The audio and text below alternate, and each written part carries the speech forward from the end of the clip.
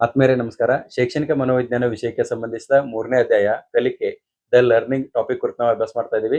ಈಗಾಗಲೇ ಈ ಒಂದು ಟಾಪಿಕ್ ಕುರಿತು ನಾವು ಕಲಿಕೆಯ ಅರ್ಥದ ಕುರಿತು ತಿಳ್ಕೊಂಡಿದ್ದೀವಿ. ಅದರ ವ್ಯಾಖ್ಯೆಗಳ ಕುರಿತು ಅಭ್ಯಾಸ ಮಾಡಿದ್ದೀವಿ. ಆಮೇಲೆ ಯಶಸ್ವಿ ಕಲಿಕೆ ಯಾವ ರೀತಿ ಆಗ್ತದೆ ಅನ್ನೋದನ್ನ ನೋಡಿದ್ದೀವಿ. ಆಮೇಲೆ ಕಲಿಕೆಯ ಹಂತಗಳು ಎಷ್ಟಿದಾವೆ ಅನ್ನೋದು ನೋಡಿದ್ದೀವಿ. ಇವೆಲ್ಲ ಅಂಶಗಳನ್ನ ನಾವು ಒಂದು ಪೀರಿಯಡ್ದಲ್ಲಿ ಮೊದಲನೇ ಪೀರಿಯಡ್ದಲ್ಲಿ ಅಭ್ಯಾಸ ಮಾಡಿದ್ದೀವಿ. ಆಮೇಲೆ ಕಳೆದ ಅವಧಿಯಲ್ಲಿ ನಾವು ಶಾಲಾ ಕಲಿಕೆಯ ಘಟಕಗಳು ಎರಡನೇ ಅವಧಿಯಲ್ಲಿ ಶಾಲಾ ಕಲಿಕೆಯ ಘಟಕಗಳ ಕುರಿತು ಅಭ್ಯಾಸ ಮಾಡಿದ್ವಿ. ಇವತ್ತಿನ ಅವಧಿಯಲ್ಲಿ ನಾವು ಕಲಿಕೆಯ ಪ್ರಮುಖ ಲಕ್ಷಣಗಳು ಅಥವಾ ಗುಣಲಕ್ಷಣಗಳು ಅಂತ ಹೇಳ್ತಿರ್ತೀವಿ ಅಥವಾ ಸ್ವರೂಪ ಅಂತ ಹೇಳ್ತಿರ್ತೀವಿ. ಈ ಒಂದು ಕಾನ್ಸೆಪ್ಟ್ ಕುರಿತು ಇವತ್ತಿನ ಅವಧಿಯಲ್ಲಿ ನಾವು ತಿಳ್ಕೊಳ್ಳುವಂತ ಪ್ರಯತ್ನ ಮಾಡೋಣ. ಅದಕ್ಕೂ ಪೂರ್ವದಲ್ಲಿ ಕಲಿಕೆ ಅನ್ನೋದ್ರ ಕುರಿತು ಒಂದ್ ಸ್ವಲ್ಪ ಡೆಫಿನೇಷನ್ ಅನ್ನ ಮತ್ತೊಮ್ಮೆ ರಿವಿಷನ್ ಮಾಡ್ಕೊಂಡು ಅವುಗಳ ಲಕ್ಷಣವನ್ನ ನಾವು ನೋಡ್ತಾ ಹೋಗೋಣ. ನಾವು ಕಳೆದ ಅವಧಿಯಲ್ಲಿ ಅಭ್ಯಾಸ ಮಾಡ್ಬೇಕಾದ್ರೆ ಕಲಿಕೆ ಅನ್ನೋದು ಕೇವಲ ಶಾಲೆಗೆ ಸೀಮಿತ ಅಲ್ಲ ಅನ್ನೋದನ್ನ ತಿಳ್ಕೊಂಡಿದ್ದೆವು. ಯಾಕಂದ್ರೆ ಸಾಮಾನ್ಯವಾಗಿ ಕಲಿಕೆ ಅಂತಂದ್ರೆ ನಾವು ಸ್ಕೂಲ್ ಒಳಗೆ ಏನ್ ಕಲಿತೇವೆ ಅದನ್ನೇ ಕಲಿಕೆ ಅಂತ ಹೇಳಿ ತಿಳ್ಕೊಂಡಿರ್ತೀವಿ. ಬಟ್ ನಮ್ಮ ಜೀವನದ ಪ್ರತಿ ಒಂದು ರಂಗದಲ್ಲಿಯೂ ಪ್ರತಿ ಒಂದು ಹಂತದಲ್ಲಿಯೂ ವಿವಿಧ ವಿಷಯಗಳನ್ನ ಕೌಶಲ್ಯಗಳನ್ನ ಕಲಿಯೋದೇನದಲ್ಲ ಅದಕ್ಕೆ ನಾವು ಕಲಿಕೆ ಅಂತ ಹೇಳಿ ಕರಿತೀವಿ. ಹಿಂಗಾಗಿ ಕಲಿಕೆ ಅಂದ್ರೆ ಕೇವಲ ಪುಸ್ತಕ ಓದೋದು ಅಷ್ಟ ಅಲ್ಲ ಅನ್ನೋದನ್ನ ನಾವು ಲಾಸ್ಟ್ ಪೀರಿಯಡ್ದಾಗ ತಿಳ್ಕೊಂಡಿದೀವಿ. ಅದರ ಜೊತೆಗೆ ಹೊಸ ಹೊಸ ಜ್ಞಾನ ಒಂದ್ ಸಣ್ಣ ಮಗುವಿಗೆ ಒಂದು ಸುಡುವ ಅನುಭವ ಯಾವ ರೀತಿ ಆಗ್ತದ ಅನ್ನೋದನ್ನು ಕೂಡ ನಾವು ಲಾಸ್ಟ್ ಪೀರಿಯಡ್ದಾಗ ಅಭ್ಯಾಸ ಮಾಡಿದ್ವಿ. ಸೊ ಆ ಅನುಭವವನ್ನು ಪಡೆದಂತ ಮಗು ಮತ್ತೆ ಆ ಬೆಂಕಿಯನ್ನು ಮುಟ್ಟೋದಾಗ್ಲಿ ಅಥವಾ ಬಿಸಿ ಕಪ್ಪನ್ನು ಮುಟ್ಟೋದಾಗ್ಲಿ ಈ ರೀತಿ ಮಾಡೋದಿಲ್ಲ. ಆಮೇಲೆ ನಾವೊಂದ್ ಸೈಕಲ್ ಕಲಿಬೇಕಾದ್ರೆ ಆರಂಭದಲ್ಲಿ ಎಷ್ಟೋ ತಪ್ಪುಗಳನ್ನ ಮಾಡಿದೀವಿ. ಆ ತಪ್ಪುಗಳಿಂದ ಅನುಭವಗಳನ್ನ ಪಡೆದುಕೊಂಡಿದೀವಿ. ಆಮೇಲೆ ಸೂಕ್ತವಾದ ತರಬೇತಿಯ ಮೂಲಕ ಸೈಕಲ್ ಓಡಿಸೋದನ್ನ ಪರ್ಫೆಕ್ಟ್ ಆಗಿ ಮಾಡ್ಕೊಂಡಿದೀವಿ. ಈ ಹಂತಗಳಲ್ಲಿ ನಾವು ನಮ್ಮ ಕಲಿಕೆ ಏನದಲ್ಲ ಅದು ಯಾವ ಒಂದು ಹಂತದ ಮೂಲಕ ಸಾಗ್ಯದ ಅಂತಂದ್ರೆ ಇಲ್ಲದ ನೋಡ್ರಿ ಏನ್ ಹೇಳ್ರಿ, ಅನುಭವ ಮತ್ತು ತರಬೇತಿಯ ಸಹಾಯದಿಂದ ನಿರಂತರ ಅಭ್ಯಾಸದ ಪರಿಣಾಮವಾಗಿ ನಮ್ಮ ವರ್ತನೆಯಲ್ಲಿ ಬದಲಾವಣೆ ಕಂಡು ಬಂದದ. ಇದನ್ನೇ ನಾವು ಏನಂತ ಕರಿತೀವಿ ಅಂದ್ರೆ ಕಲಿಕೆ ಅಂತ ಹೇಳಿ ಕರಿತೀವಿ. ಸೊ ಕಲಿಕೆ ಡೆಫಿನೇಷನ್ ಒಂದು ನೋಟ್ ಮಾಡಿ ಇಟ್ಕೊಳ್ಬೇಕು ನೀವು. ಏನಂತಂದ್ರೆ ಅನುಭವ, ಅಭ್ಯಾಸ ಅಥವಾ ತರಬೇತಿಯಿಂದ ನಮ್ಮ ಜ್ಞಾನ, ವರ್ತನೆ ಅಥವಾ ಕೌಶಲ್ಯದಲ್ಲಿ ಉಂಟಾಗುವ ಬದಲಾವಣೆಯೇ ಕಲಿಕೆ. ಇವ 3 ಅಂಶಗಳನ್ನ ನಾನು ನಿಮಗೆ ಲಾಸ್ಟ್ ಪೀರಿಯಡ್ದಾಗ ಹೇಳಿದ್ದೆ. ನಾನು ಯಾವ್ದು ಹೇಳ್ರಿ, ಅನುಭವ, ತರಬೇತಿ, ಎರಡನೇದು ನಾನು ತರಬೇತಿ ಅಂತ ಹೇಳಿದ್ದು. ಆಮೇಲೆ ನಿರಂತರ ಅಭ್ಯಾಸ ಮೂರನೇದು. ಓಕೆ, ಅನುಭವ, ತರಬೇತಿ ಮತ್ತು ನಿರಂತರ ಅಭ್ಯಾಸದಿಂದ ನಮ್ಮ ಪೂರ್ವದ ವರ್ತನೆಯಲ್ಲಿ ಆಗುವಂತಹ ಬದಲಾವಣೆ ಏನದಲ್ಲ ಅದನ್ನ ನಾವ್ ಏನ್ ಕರಿತೀವಿ ಅಂತಂದ್ರೆ ಕಲಿಕೆ ಅಂತ ಹೇಳಿ ಕರಿತೀವಿ ಅಂತ ಹೇಳಿದ್ವು. ಸೊ ಇಷ್ಟ ನಿಮಗೆ ನೆನಪದ ಅಂತ ಹೇಳಿ ನಾನು ತಿಳ್ಕೊಂಡಿದ್ದೇನೆ. ಸೊ ಮೂಲ ಕಾರಣಗಳು ಏನಂತಂದ್ರ ಅನುಭವ ಮತ್ತು ಅಭ್ಯಾಸ. ಕಲಿಕೆ ಉಂಟಾಗಬೇಕಾದ್ರೆ ಮೂಲ ಕಾರಣ ಯಾವುದು? ಅನುಭವ ಮತ್ತು ಅಭ್ಯಾಸ ಇರ್ತದ. ಆಮೇಲೆ ಫಲಿತಾಂಶ ಏನಾಗ್ತದ ಅಂದ್ರೆ ನಮ್ಮ ಜ್ಞಾನದ ಸಂಪಾದನೆ ಆಗ್ತದ ಅಥವಾ ಕೌಶಲ್ಯದಲ್ಲಿ ಬದಲಾವಣೆ ಆಗ್ತದ. ಇದು ಮೂಲ ಒಂದು ಕಾನ್ಸೆಪ್ಟ್ ಎದ್ರ ಕುರಿತು ಹೇಳ್ರಿ, ಕಲಿಕೆ ಕುರಿತು. ಇನ್ನ ಕಲಿಕೆಯ ಲಕ್ಷಣಗಳನ್ನ ನಾವು ಒಂದೊಂದಾಗಿ ನೋಡ್ತಾ ಹೋಗೋಣ. ಮೊದಲನೇ ಒಂದು ಲಕ್ಷಣ ಏನಂತಂದ್ರೆ ಕಲಿಕೆ ಒಂದು ನಿರಂತರ ಪ್ರಕ್ರಿಯೆ. ಆಯ್ತಾ? ಕಲಿಕೆ ಒಂದು ದಿನಕ್ಕೆ ಮುಗಿಯುವಂತದ್ದಲ್ಲ. ಇದು ಹುಟ್ಟಿನಿಂದ ಪ್ರಾರಂಭವಾಗಿ ಸಾಯುವ ತನಕನೂ ಕೂಡ ನಾವು ಜೀವನ ಪೂರ್ತಿ ಕಲಿಯುತ್ತಲೇ ಇರ್ತೇವೆ. ಹೊಸ ಹೊಸ ವಿಷಯಗಳನ್ನ ನಾವು ಯಾವಾಗ್ಲೂ ಒಮ್ಮೆ ಕಲಿತು ಬಿಡಂಗಿಲ್ಲ. ಆ ವಿಷಯದಲ್ಲಿ ಪರಿಣಿತರಾಗುವ ಸಲುವಾಗಿ ನಿರಂತರವಾಗಿ ಕಲಿತಾನೆ ಇರ್ತೇವೆ. ಸೊ ಹುಟ್ಟಿನಿಂದ ಆರಂಭವಾದಂತ ಕಲಿಕೆ ಸಾಯೋ ತನಕನೂ ಕೂಡ ನಮ್ಮ ಜೊತೆಗೇನೆ ಇರ್ತದೆ ಅಂದಂಗಿದ್ರ ಅರ್ಥ. ಓಕೆ, ಸೊ ಜನನದಿಂದ ಮರಣದವರೆಗೆ ಇರ್ತದೆ, ಫ್ರಮ್ ಬರ್ತ್ ಟು ಡೆತ್ ಇರ್ತದ. ಆರಂಭದಲ್ಲಿ ಹೆಂಗಿರ್ತದ ಉದಾಹರಣೆ ನೋಡ್ರಿ. ಆರಂಭದಾಗ ಮೊದಲನೇ ಹಂತದಾಗ ನಮ್ದು ಹೆಂಗಿರ್ತದ, ಅಂಬೆಗಾಲ್ ಇಡೋದನ್ನ ಕಲ್ತೀವಿ, ಆಮೇಲೆ ಎದ್ ನಿಲ್ಲೋದನ್ನ ಕಲ್ತೀವಿ, ಆಮೇಲೆ ಓಡೋದನ್ನ ಕಲ್ತೀವಿ. ಯಾವಾಗ ಓಡೋದನ್ನ ಕಲ್ತೀವಲ್ಲ ಅವಾಗ ನಮಗೊಂದು ಹೊಸ ಬೈಕೆ ಆಗ್ತದೆ, ಸೈಕಲ್ ಓಡಿಸ್ಬೇಕು ಅಂತ ಹೇಳಿ ಆಗ್ತದೆ. ಸೊ ಸೈಕಲ್ ಅನ್ನ ಕಷ್ಟಪಟ್ಟು ತಪ್ಪುಗಳನ್ನ ಮಾಡಿ ಅನುಭವಗಳನ್ನ ಪಡೆದು ತರಬೇತಿ ಪಡೆದು ಸೈಕಲ್ ಓಡಿಸೋದನ್ನ ಕಲ್ತೀವಿ. ಯಾವಾಗ ಸೈಕಲ್ ಅಲ್ಲಿ ಪರ್ಫೆಕ್ಟ್ ಆಗ್ತೀವಿ ಅವಾಗ ಬೈಕ್ ಓಡಿಸೋದನ್ನ ಕಲ್ತೀವಿ, ಆಮೇಲೆ ಕಾರ್ ಓಡಿಸೋದನ್ನ ಕಲಿತೀವಿ, ಆಮೇಲೆ ಹೊಸ ಹೊಸ ತಂತ್ರಜ್ಞಾನ ಕಲಿಯೋದ ಯೂಸ್ ಮಾಡೋದನ್ನ ಕಲಿತೀವಿ. ಹಿಂಗ ಜೀವನ ಪೂರ್ತಿ ನಮ್ಮ ವಯಸ್ಸಿಗೆ ಅನುಗುಣವಾಗಿ ವಿವಿಧ ಕಲಿಕೆಗಳ ಆಗ್ತಾನೆ ಹೋಗ್ತಾವ. ಅದಕ್ಕ ಕಲಿಕೆಯ ಒಂದು ಪ್ರಮುಖ ಲಕ್ಷಣ ಅಂದ್ರ ಇದು ನಿರಂತರವಾದಂತಹ ಪ್ರಕ್ರಿಯೆ ತಂದಂಗೆ, ಕಂಟಿನ್ಯೂಸ್ ಪ್ರೊಸೆಸ್ ಅಂತ ಹೇಳಿ ಕರಿತೀವಿ. ಇನ್ನು ಎರಡನೇ ಒಂದು ಲಕ್ಷಣ ಯಾವ್ದತ್ತಂದ್ರೆ ಕಲಿಕೆಯು ಸಾರ್ವತ್ರಿಕವಾದದ್ದು. ಅಂದ್ರೆ ಇದು ಯಾವುದಕ್ಕೆ ಸೀಮಿತ ಅಲ್ಲ. ಮನುಷ್ಯನಿಗೆ ಅಷ್ಟೇ ಕಲಿಯೋದು ಸೀಮಿತ ಅಂತಲ್ಲ, ಸಣ್ಣ ಮಕ್ಕಳಿಗೆ ಅಷ್ಟೇ ಸೀಮಿತ ಅಲ್ಲ, ದೊಡ್ಡವರಿಗೆಲ್ಲ. ಕಲಿಕೆ ಕೇವಲ ಮನುಷ್ಯರಿಗೆಲ್ಲ, ಇಲ್ಲಿ ಮೊದಲನೇದು ಅದ ಪಾಯಿಂಟ್ ಅದ ನೋಡಿ, ಕೇವಲ ಮನುಷ್ಯರಿಗೆ ಮಾತ್ರ ಸೀಮಿತವಲ್ಲ. ಕಲಿಕೆ ಪ್ರಾಣಿಗಳಲ್ಲೂ ಆಗ್ತದ, ಪಕ್ಷಿಗಳಲ್ಲೂ ಆಗ್ತದ, ಚಿಕ್ಕ ಮಕ್ಕಳಲ್ಲೂ ಆಗ್ತದ, ವಯಸ್ಸಾದವರಿಗೆ ಆಗ್ತದ, ಹೆಣ್ಮಕ್ಳಲ್ಲೂ ಆಗ್ತದ, ಗಂಡು ಮಕ್ಕಳಲ್ಲೂ ಆಗ್ತದ. ಒಟ್ಟಿನಲ್ಲಿ ಪ್ರಪಂಚದಲ್ಲಿ ಪ್ರತಿಯೊಬ್ಬರಿಗೂ ಕಲಿಕೆ ಅನ್ನೋದೇನದಲ್ಲ ಅವ್ರವ್ರ ಹಂತದಲ್ಲಿ ಆಗೇ ಆಗ್ತದ. ಓಕೆ, ಸೊ ಇಲ್ಲಿ ಎಕ್ಸಾಂಪಲ್, ಸಣ್ಣ ಮಗುವಿಂದ ಎಕ್ಸಾಂಪಲ್ ನಾವು ನೋಡ್ಕೊಂಡು ಅಂತ ತಿಳ್ಕೊಳ್ರಿ. ಮಗು ಬೆಂಕಿಯನ್ನು ಮುಟ್ಟಿದಾಗ ಬಿಸಿ ಎಂದು ತಿಳಿತದಲ್ಲ, ಇದು ಅನುಭವ ಬರ್ತದ, ಇನ್ನೊಮ್ಮೆ ಮುಟ್ಟಂಗಿಲ್ಲ, ವರ್ತನೆಯಲ್ಲಿ ಬದಲಾವಣೆ ಆಯ್ತು, ಅದು ಕಲಿಕೆ ಆಯ್ತು ಅಂತೇಳಿ ತಿಳ್ಕೊತೀವಿ. ಇದು ಒಂದೇ ಎಕ್ಸಾಂಪಲ್. ಪದೇ ಪದೇ ಇದೇ ತಗೊಂಡೇನಂತಂದ್ರ ನಿಮಗೆ ಎಕ್ಸಾಂಪಲ್ ಇಮಿಡಿಯೇಟ್ ಈ ಹುಡುಗ ನೆನಪಾಗ್ಬೇಕು ಬಿಸಿ ಮುಟ್ಟಿದ್ದು, ತಿಳಿತಾ? ಅನುಭವ ಅನ್ನೋದು ಹಂಗ ಇರ್ತದ. ಸೊ ಈ ನೆನಪಾಗ್ಲಿ ಅಂತ ತಿಳ್ಕೊಂಡ ರಿಪೀಟ್ ಅದ ಎಕ್ಸಾಂಪಲ್ ತಗೊಂಡಿದ್ವಿ. ಈ ಸಣ್ಣ ಮಕ್ಕಳಿಗೆ ಉದಾಹರಣೆ ಆದ್ರೆ, ಇನ್ನು ದೊಡ್ಡವ್ರಿಗೆ ನೋಡ್ರಿ, ಅವರು ಕಾಲೇಜ್ ಲೆವೆಲ್ದಾಗೆಲ್ಲ ಟೀಚಿಂಗ್ ಮಾಡೋದ್ನಾಗ ಹೊಸ ಹೊಸ ವಿಷಯವನ್ನ ಅವ್ರು ಕಲಿತಾನೆ ಇರ್ತಾರೆ. ಯಾಕಂದ್ರೆ ಮಕ್ಕಳ ಮುಂದೆ ಹೇಳ್ಬೇಕಾದ್ರೆ ಹೇಳಿದ್ದನ್ನ ಕಂಟಿನ್ಯೂಸ್ ಹೇಳಕ್ ಆಗಂಗಿಲ್ಲ.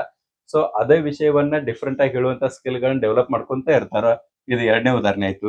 ಇನ್ನ ಪ್ರಾಣಿಗಳ ವಿಷಯಕ್ಕೆ ಬಂದ್ರ, ಸರ್ಕಸ್ ಆಗಿ ನೋಡ್ರಿ ಎಷ್ಟೋ ಪ್ರಾಣಿಗಳನ್ನ ಯೂಸ್ ಮಾಡ್ತಾರಲ್ಲ, ಈಗಂತೂ ಯೂಸ್ ಮಾಡಂಗಿಲ್ಲ, ಮೊದಲೆಲ್ಲ ಮಾಡ್ತಿದ್ರು.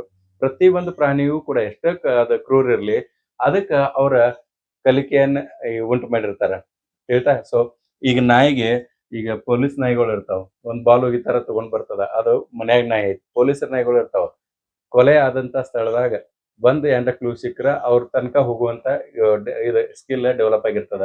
ಸೊ ಪ್ರಾಣಿಗಳಲ್ಲಿನೂ ಆಗ್ತದ ಅಂದಂಗಾಯ್ತು. ಪಕ್ಷಿಗಳು ಗೂಡುಗಳನ್ನ ಕಟ್ತಾವ, ಅವ್ ಹೆಂಗ್ ಕಟ್ತಾವ? ಕಲ್ತಿರ್ತಾವಲ್ಲ. ಸೊ ಕಲಿಕೆ ಹಾಗೆ, ಅದೇನೋ ತಪ್ಪು ಮಾಡಿ ಆಮೇಲೆ ಗೂಡು ಕಟ್ಟೋದನ್ನ ಕಲಿತದ. ಸೊ ಪ್ರತಿ ಒಂದು ಹಂತದಲ್ಲಿಯೂ ಕೂಡ ಕಲಿಕೆ ಆಗ್ತದೆ, ಪ್ರತಿಯೊಬ್ಬರಲ್ಲಿಯೂ ಆಗ್ತದೆ. ಅದಕ್ಕೆ ಕಲಿಕೆ ಯಾವಾಗ್ಲೂ ಸಾರ್ವತ್ರಿಕವಾದದ್ದು ಅಂತ ಹೇಳಿ ಹೇಳ್ತೀವಿ.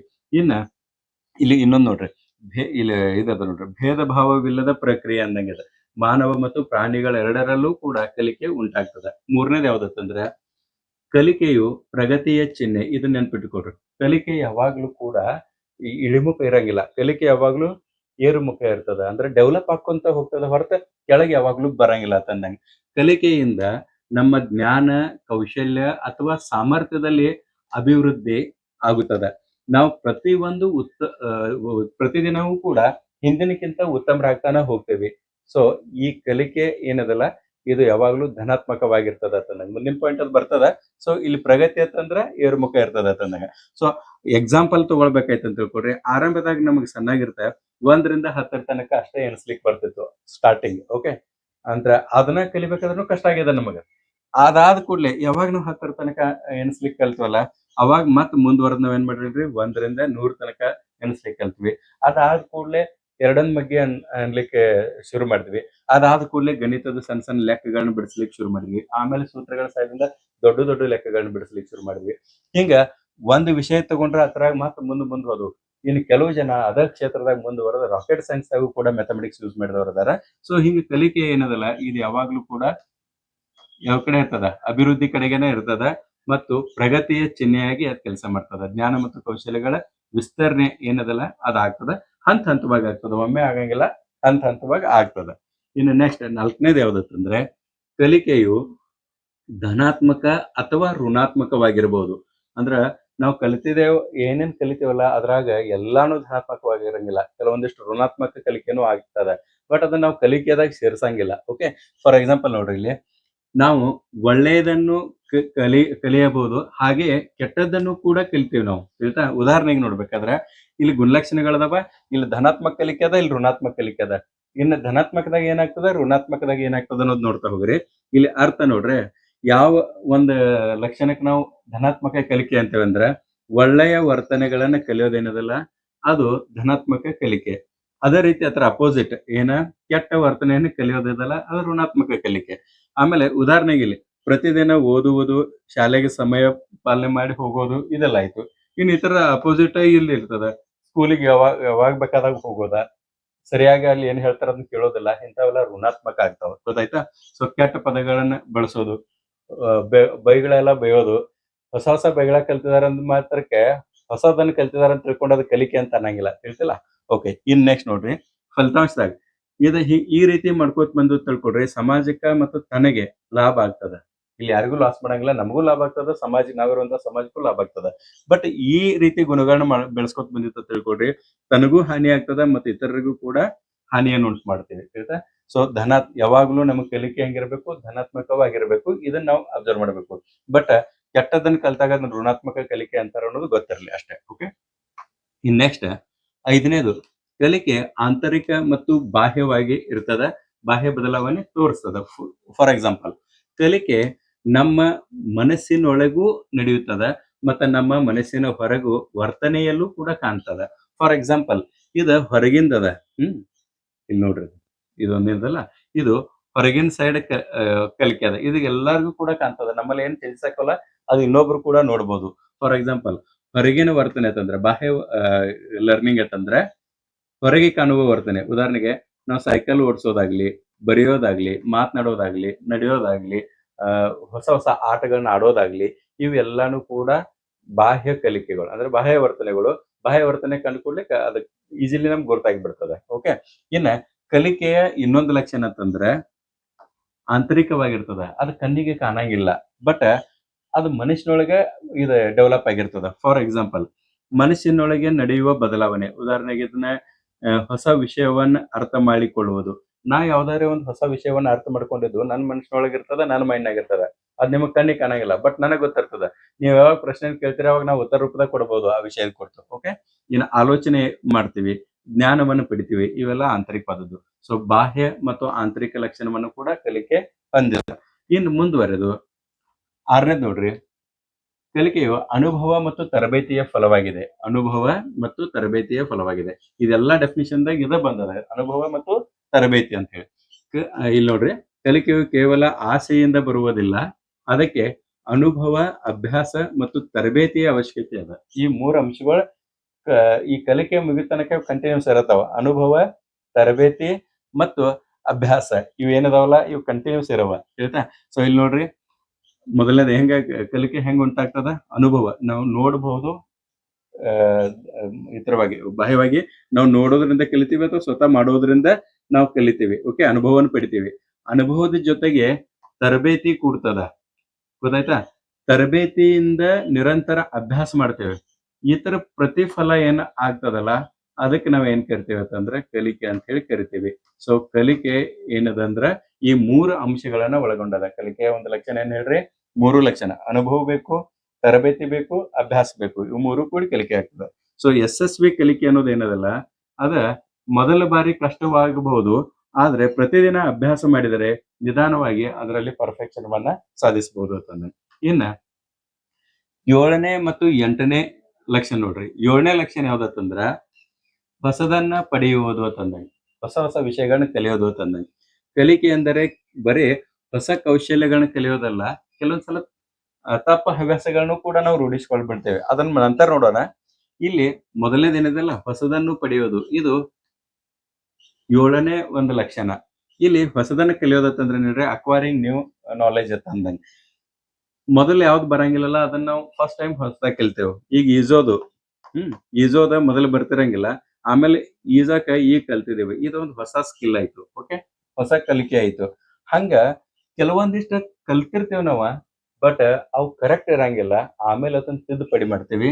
ಅದನ್ನ 8ನೇದ್ ಅಂತ ಕರಿತೀವಿ ನಾವು. ಯಾವ್ದೇಳ್ರಿ? ಹಳೆಯದನ್ನು ಬಿಡುವುದು ಅಥವಾ ಹಳೆಯದನ್ನ ತಿದ್ದುವುದು ಅಂತಂದಂಗೆ 8ನೇ ಲಕ್ಷಣ. ಕಲಿಕೆ 8ನೇ ಲಕ್ಷಣ ಏನ್ರಿ? ಹಳೆಯದನ್ನ ತಿದ್ದುಕೊಳ್ತೇವೆ ನಾವು. ಯಾಕಂದ್ರ ಅದು ನಮಗ್ ಯೂಸ್ ಇರಂಗಿಲ್ಲ, ತಪ್ಪು ಕಲ್ತಿರ್ತೇವೆ. ಫಾರ್ ಎಕ್ಸಾಂಪಲ್ ಹಳೆಯ ವರ್ತನೆ, ತಪ್ಪು ಅಭ್ಯಾಸಗಳನ್ನ ಬದಲಾಯಿಸುವುದು ಅಥವಾ ಬಿಟ್ಟು ಬಿಡುವುದು ಅಂತಂದಂಗೆ. ಇದಕ್ಕೆ ಉದಾಹರಣೆ ತಗೊಂಡ್ರ, ಸಣ್ಣಾಗಿರ್ತ ಮಗು ಅಕ್ಷರಗಳನ್ನ ತಪ್ಪಾಗಿ ಬಿಡ್ತದ, ಮತ್ ಕನ್ಫ್ಯೂಸ್, ಇದು ಬಿ ಅದ, ಇದು ಡಿ ಅದ, ಇದ್ರಾಗ ಕನ್ಫ್ಯೂಸ್ ಆಗ್ತಿರ್ತದ ಅದು. ಓಕೆ, ಹಂಗ ಹಳೇದನ್ನೆಲ್ಲ ಇದಕ್ ಡಿ ಅಂತದ, ಇದಕ್ ಬಿ ಅಂತದ, ಇಂಥವೆಲ್ಲ ತಪ್ಪು ಕಲ್ಪನೆಗಳನ್ನ ಬಿಟ್ಟು ಬಿಡೋದೈತಿ ಮತ್ತೆ ಬದಲಾಯಿಸೋದೈತಿ. ಇದ ಬಿ, ಇದ ಡಿ ಅಂತ ಹೇಳಿ ಸರಿಯಾಗಿ ನಾವು ಅನ್ನಕ ಬರ್ಯಾಕ ಎಲ್ಲ ಕಲಿಯೋದೈತಿಲ್ಲ, ಅದನ್ನ ಏನಂತ ಕರಿತೀವಿ ಹೇಳ್ರಿ? ಕಲಿಕೆ ಅಂತ ಹೇಳಿ ಕರಿತೀವಿ.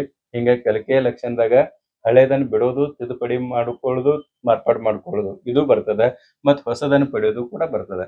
ಇವು ಪ್ರಮುಖವಾದಂತಹ 8 ಲಕ್ಷಣಗಳೇನಿದಾವಲ್ಲ ಇವು ಕಲಿಕೆಯ ಇದು ಗುಣಲಕ್ಷಣಗಳದು. ಇನ್ನ ಒಂದ್ಸಲ ಕ್ವಿಕ್ ರಿವ್ಯೂ ನೋಡ್ರಿ.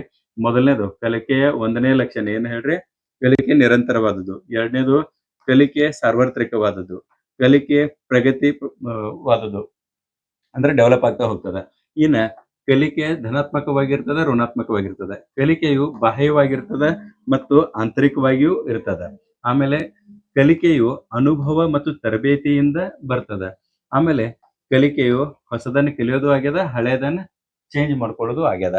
ಸೊ ಈ ಪ್ರಮುಖವಾದಂತಹ 8 ಲಕ್ಷಣಗಳ ಕುರಿತು ಇವತ್ತಿನ ಒಂದು ಅಧ್ಯಾಯದಲ್ಲಿ ನಾವು ಅಭ್ಯಾಸ ಮಾಡಿದ್ವಿ. ಸೊ ಇನ್ನ ಟೀಚರ್ ಆದವನಿಗೆ ಜೀವನ ಮೌಲ್ಯಗಳು ಏನದಾವು ಅನ್ನೋದನ್ನ ಒಂದ್ ಸ್ವಲ್ಪ ನೋಡ್ಕೊಡ್ರಿ. 3 ಅಂಶಗಳದಾವ. ಒಂದೇದು ಆಸ್ ಎ ಟೀಚರ್ ಆದವ ಯಾವಾಗ್ಲೂ ಕೂಡ ಜೀವನ ಪೂರ್ತಿ ವಿದ್ಯಾರ್ಥಿಯಾಗಿರ್ಬೇಕು. ವಿದ್ಯಾರ್ಥಿಯಾಗಿರ್ಬೇಕಂದ್ರ ವಿದ್ಯಾರ್ಥಿಗಳು ಹೆಂಗ್ ಓದ್ತಾ ಇರ್ತಾರಲ್ಲ ಹಂಗ ನಿತ್ಯವೂ ಕೂಡ ಶಿಕ್ಷಕರಾದವ್ರು ಓದ್ತಾ ಇರಬೇಕು. ಯಾವಾಗ್ಲೂ ಕೂಡ ಅವನ ಕಲಿಕೆ ನಿಲ್ಲಬಾರ್ದು, ಶಿಕ್ಷಕನ ಕಲಿಕೆ ನಿಲ್ಲಬಾರ್ದು. ಎರಡನೇದು ಏನಂತಂದ್ರೆ ಧನಾತ್ಮಕ ಮಾದರಿಯಾಗಿರ್ಬೇಕು ಟೀಚರ್ ಆದವ. ಯಾವಾಗ್ಲೂ ಕೂಡ ಪಾಸಿಟಿವ್ನೆಸ್ ಅವ್ನಲ್ಲಿ ಹೆಚ್ಚಿರ್ಬೇಕು. ಅವನನ್ನ ನೋಡೇ ಮಕ್ಕಳು ಕಲಿತಾವಲ್ಲ. ಹಿಂಗಾಗಿ ಟೀಚರ್ ಆದವರು ಯಾವಾಗ್ಲೂ ಧನಾತ್ಮಕ ಯೋಚನೆಯಲ್ಲೇ ಇರಬೇಕು ಅಂತಂದಂಗೆ. ಮೂರನೇ ಅಂಶ ತಪ್ಪುಗಳನ್ನ ಒಪ್ಪಿಕೊಳ್ಬೇಕು. ಆ ತಪ್ಪುಗಳನ್ನ ಒಪ್ಪಿಕೊಳ್ಳುವಂತ ಗುಣ ಟೀಚರ್ಲೂ ಕೂಡ ಇರಬೇಕು. ಎಷ್ಟೋ ಸಲ ಹೇಳುವಾಗ ಏನೋ ಒಂದು ಮಿಸ್ಟೇಕ್ ಆಗ್ತದ. ಅದನ್ನ ನಾವು ಪ್ರೂವ್ ಮಾಡಾಕ ರೈಟ್ ಅದ ಅಂತೇಳಿ ಪ್ರೂವ್ ಮಾಡಕ್ ಹೋಗ್ಬಾರ್ದು. ತಪ್ಪುಗಳನ್ನ ಒಪ್ಕೊಳ್ಬೇಕು. ವಿದ್ಯಾರ್ಥಿಗಳಿಗೆ ಅವಾಗ ಗೊತ್ತಾಗ್ತದ ಏನ್ ಹೇಳ್ರಿ ನಮ್ ಟೀಚರ್ ಬಹಳ ಚಲೋ ಅದಾರ, ಏನೋ ಮಿಸ್ಟೇಕ್ ಆದ್ರೂ ಕೂಡ ಅವ್ರು ಒಪ್ಕೊಳ್ತಾರ ಅಂತ. ಆ ತಪ್ಪಿಂದ ನಾವು ಒಪ್ಕೊಂಡು ತಿಳ್ಕೊಡ್ರಿ ಅವ್ರಲ್ಲೇನು ಕೂಡ ಅಂತ ಮುಂದೆ ದೊಡ್ಡ ದೊಡ್ಡ ತಪ್ಪುಗಳನ್ನು ಒಪ್ಕೊಳ್ಳುವಂತ ಒಂದು ಗುಣ ಅವ್ರಲ್ಲೇ ಬೆಳಿತದೆ. ಓಕೆ, ಸೊ ಇದಷ್ಟು ಇವತ್ತಿನ ಒಂದು ಅವಧಿಯಲ್ಲಿ ಕಲಿಕೆಯ ಗುಣಲಕ್ಷಣಗಳ ಕುರಿತು ನಾವು ಅಭ್ಯಾಸ ಮಾಡಿದಂಗೆ ಆಯ್ತು. ಮುಂದಿನ ಅವಧಿಯಲ್ಲಿ ಮತ್ತೊಂದು ಹೊಸ ಕಾನ್ಸೆಪ್ಟ್ ಜೊತೆಗೆ ಮತ್ತೆ ಭೇಟಿಯಾಗೋಣ. ಅಲ್ಲಿವರೆಗೂ ನಮಸ್ಕಾರ.